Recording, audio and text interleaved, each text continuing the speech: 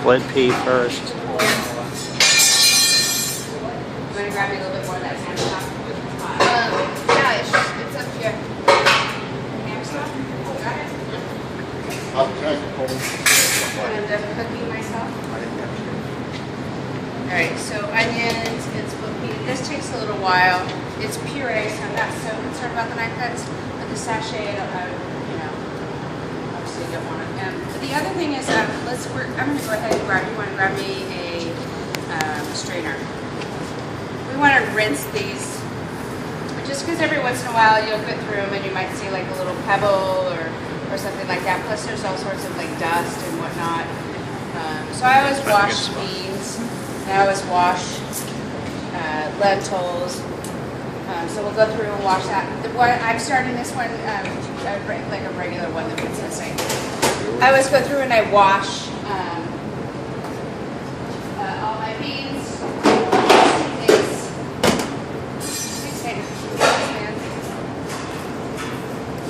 Tomorrow y'all will have ham stock, and then what I'll do is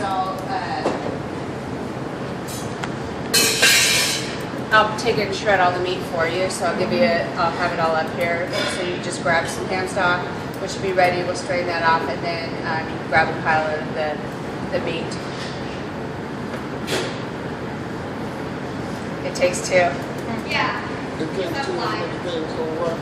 It takes two to make it outside.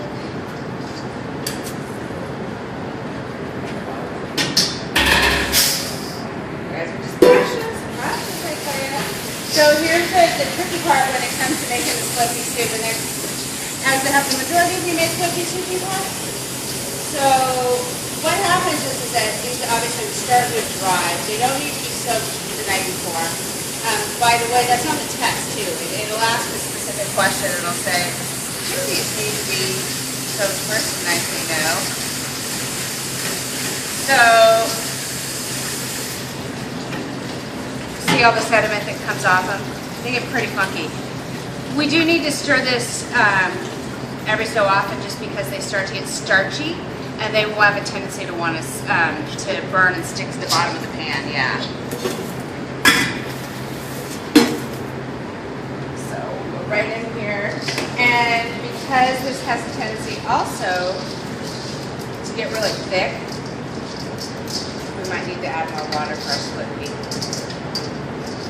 So ham stock, I'm sure there's a myriad of other lovely things that we can add to this, but just for the sake of making it somewhat interesting, we'll add some crunchy croutons to the top, a little drizzle of olive oil, some fresh herbs for fun.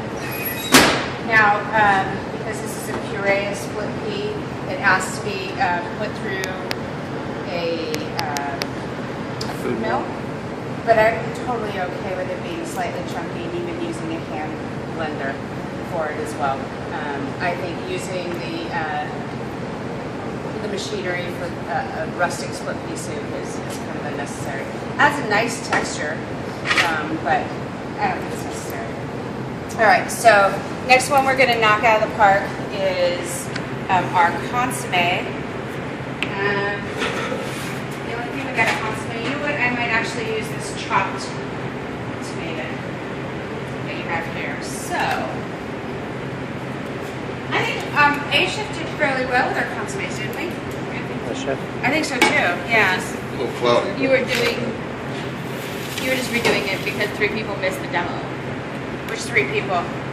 Mike, Ava, and Jackie. Here again. I That's said all 3. the bus. I'm a driver, don't worry.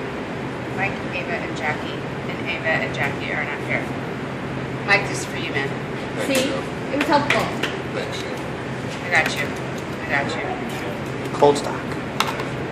We can chop even finer with this. One of the ways that Chef, there, I think I told you this the other day, but just checking. You never know. No, Steph, because last time we okay with me down here, I just didn't know. Remember, you was like, what the hell was I doing? I seen that. All has to be cold, right? All Yes. has to be cold. Cold pot. Yeah, because I think in the book it says something completely ridiculously Yeah, wrong. the book be tripping. The book be tripping. got that Looking on. like it, like, what the hell are you doing? I'm like, the book?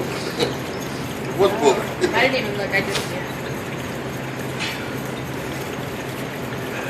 So, yeah, this one's on Soup Practical. So we'll make a nice chicken stock today. Have enough for this. I'm not for certain. We'll see. I might get some. What is tomorrow? Tuesday.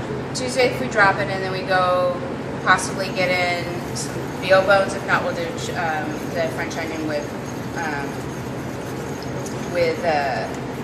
chicken stock, which is fine too.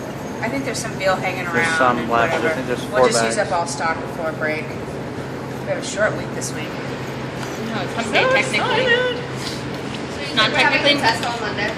Yeah, let's do that. So I'll review on Wednesday, and then this will be for the midterm, the written midterm. So I'll review with that on Wednesday.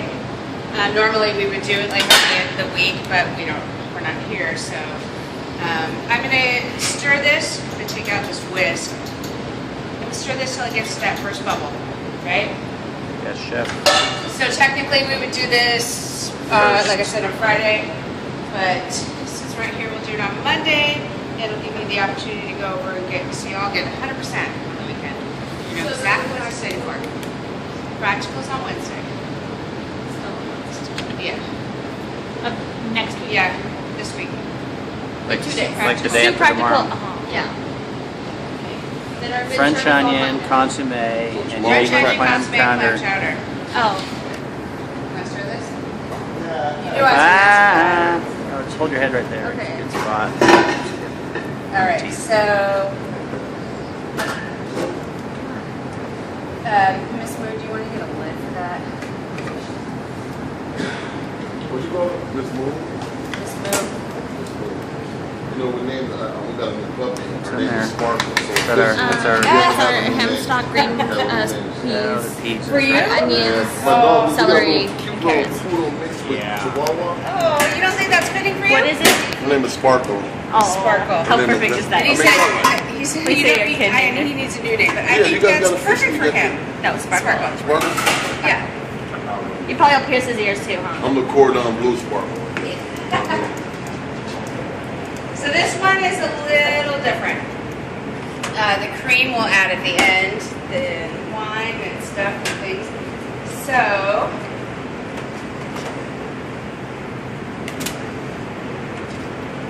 we're going to start off by sauteing our shells. A little bit of clarified butter. Wait a second. This starts off with olive oil. Not clarified butter, it calls for cold butter to be finished off with. That'd be you. What? Sorry. So this one starts with olive oil, and I don't believe it calls for clarified butter. I think it calls for cream and butter to be added at the end. Correct. Oh, is it liaison? But I will take some olive oil for some over there. I do have an extra bin. These are great for planting, like put little holes in the bottom and put herbs in. So I'm going to start off with sauteing my shells. Thanks. A little bit of olive oil. So the majority of the flavor of it is going to come from the shells, right? So some of these frozen ones, I'll use the fresh ones for this.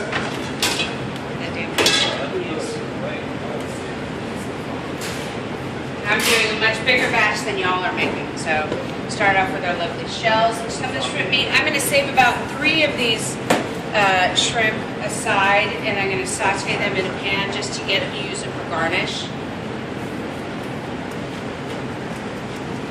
Shallot, leek, tomato. Is this my booze? It should be some of your booze. Hey. I think you also need these.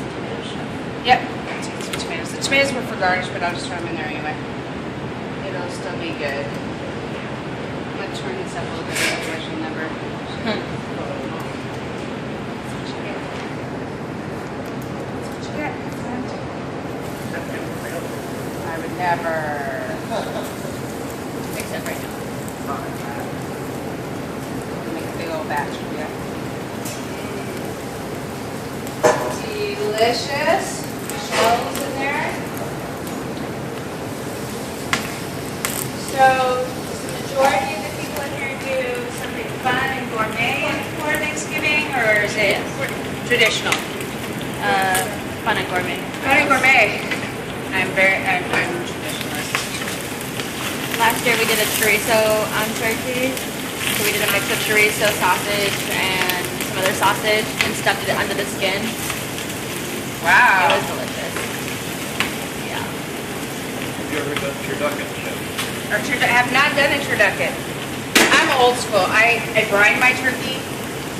I do, a sage stuffing, rustic with potato bread, straight up cranberry, no orange in there, no lemon, no fancy, no raspberries, no spices. Sugar, yes. I'm total old school. My potatoes have butter and some sour cream.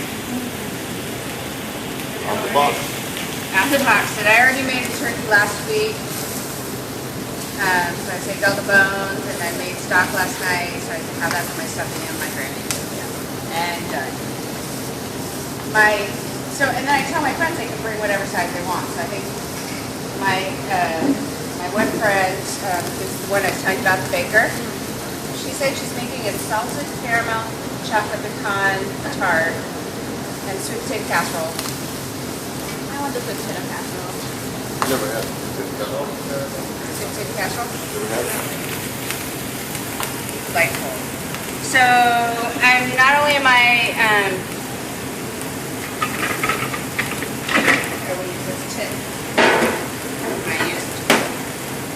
am I sauteing up that, I'm also going to start sauteing my veg. This whole thing is going to get, and my rice.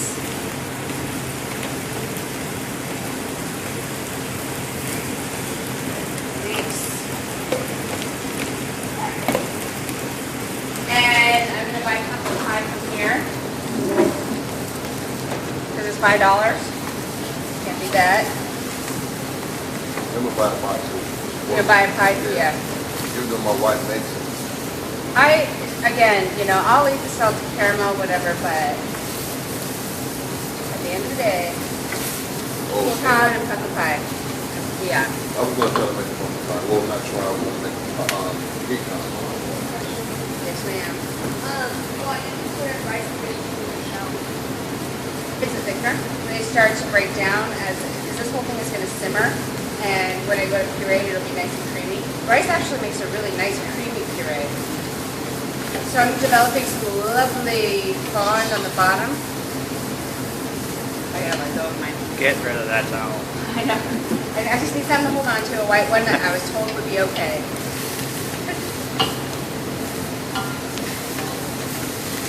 think what we have. And last year, I think everybody brought at least 2 bottles of wine.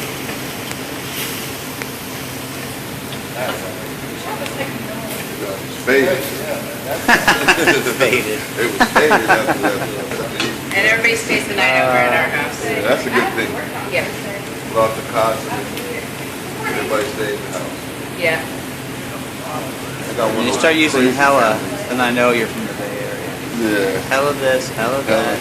I just got a lot of friends from all over, I've been to the Bay Area several times. All right, so you see all this pretty on the bottom? And my shells, it should smell really Aromatic. aromatic right now. Pretty fantastic. So it's no good. I'll make a lobster one tomorrow while you guys are making your soup.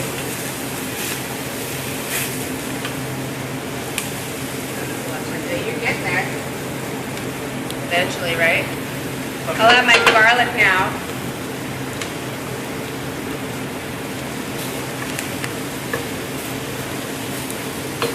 The other thing I'm going to add now is my pincé. You can get a little color on it.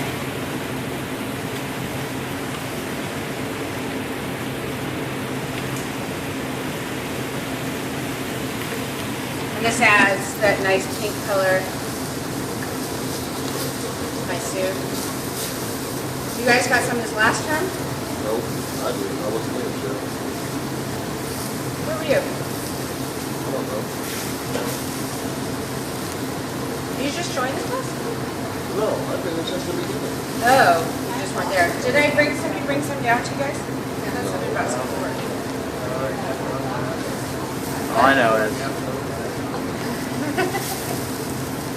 Alright, now that I have a lovely pincé and that's all nice and dissolved, look at the beautiful color I'm getting on the bottom. So at that point, Deglaze. deglaze with my white wine. nice.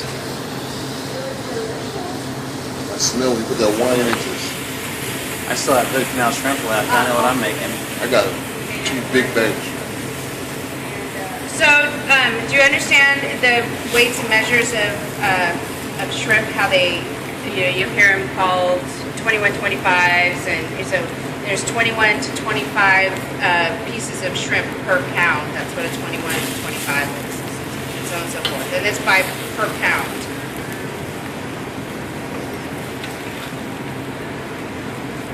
So getting all that goodness up off the bottom, reducing it down off sec.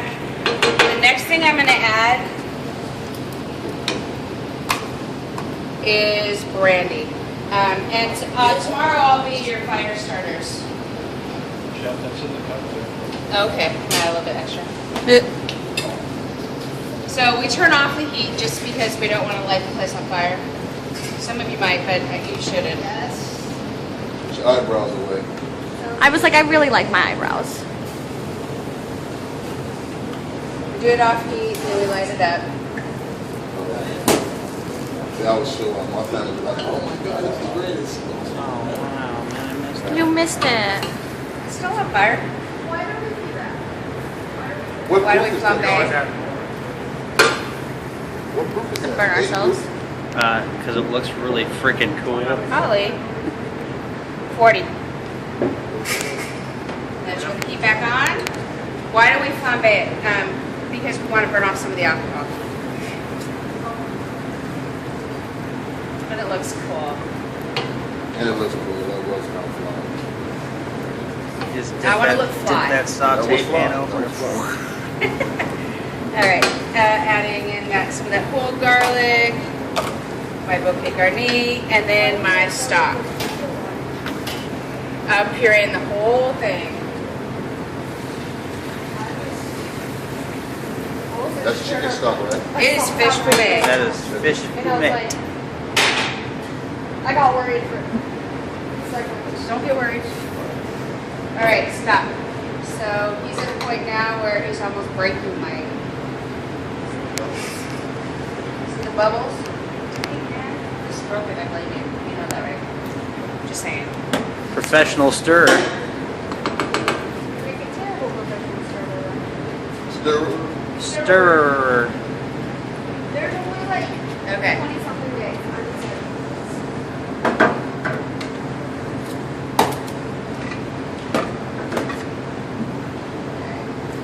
Check this out. This is coming along. Alright, so now I'm going to move my Consommé. consommé to the side. Actually, my this one to the back here. This is, I think this is broken.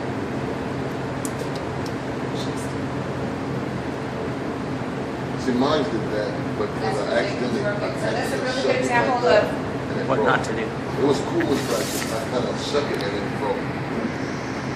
Alright, lid on, let it simmer. Let this one simmer, see what happens. Maybe it'll come back for us, maybe not. But if it doesn't, we'll strain it out and we can make it again. So we'll strain it and use the stock. So,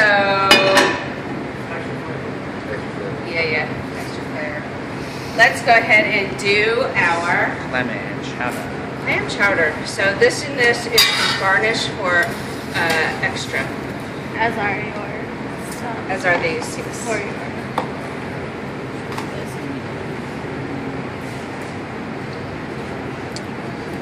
brandy. Start passing that around. A little chilly in here. Brandy. I like that. Watch out for you. It's like you heard you. Way to go. I know. We could have just been like, So I'm gonna get some paper towels and use my bacon for garnish. And another, strain out my potatoes. Bacon. Garnish.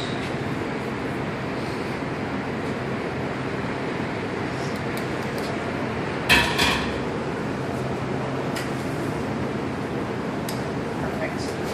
Drain those off. And so we'll start by rendering the bacon with a little bit of olive oil.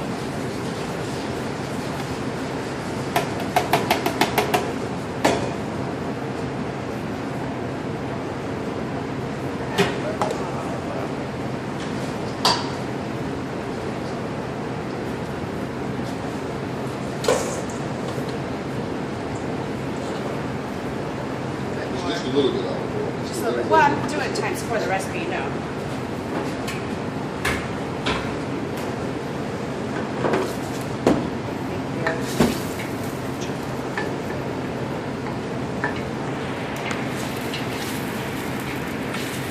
Let that dissolve and get nice and crispy.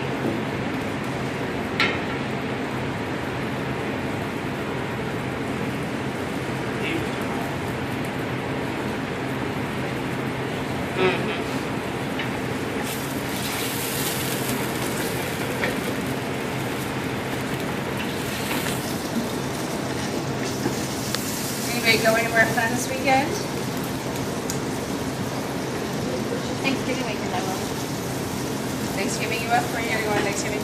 Well, for the weekend I'm going to Portland to see my college roommate. Oh, fun.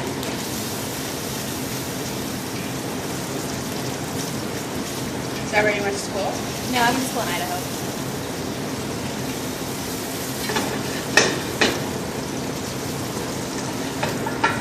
Anybody here from Seattle? I am. I mean, like, from Born and raised. Seattle part of Seattle, not like the I'm born in outskirts. Seattle.